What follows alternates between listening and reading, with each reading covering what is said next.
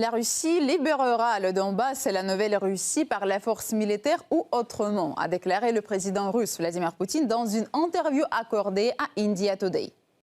Au fond, il n'y a que deux options. Soit nous libérerons ces territoires par la force, soit les forces ukrainiennes les quitteront et cesseront le combat. Cette déclaration a été faite par le président russe au lendemain de pourparlers au Kremlin avec Steve Witkoff, l'envoyé spécial du président américain, entretien que les médias occidentaux ne cessent de qualifier de raté. Ils ignorent même le fait que les présidents russes et américains les ont qualifiés de productifs et utiles. De plus, Moscou et Washington sont convenus de ne pas dévoiler le contenu des pourparlers, ce qui conduit bien sûr les Européens qui n'y ont pas participé à espérer leur échec. C'est dommage de ne pas être au courant des décisions prises sur des questions aussi importantes.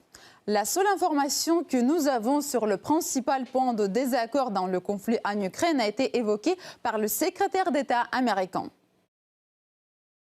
Ce sur quoi ils se battent aujourd'hui, concrètement, c'est une bande de territoire de 30 à 50 km dans les 20% restants de la région de Donetsk. Nous avons fait tout ce qui était en notre pouvoir et je pense que nous avons enregistré certains progrès. En fin de compte, ce n'est pas à nous de décider. Ce n'est pas notre guerre. Ce ne sont pas nous qui la menons. Il ne s'agit pas de soldats américains. Cela se passe sur un autre continent. Nous y sommes impliqués parce que nous sommes les seuls à pouvoir le faire.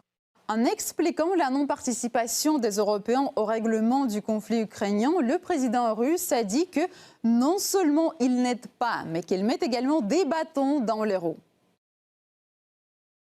Étant donné qu'ils n'aiment pas les résultats actuels, ils se sont mis à empêcher l'administration américaine actuelle et le président Trump d'instaurer la paix par les négociations. Ils ont eux-mêmes renoncé aux négociations de paix et ils font obstacle au président Trump sur cette voie.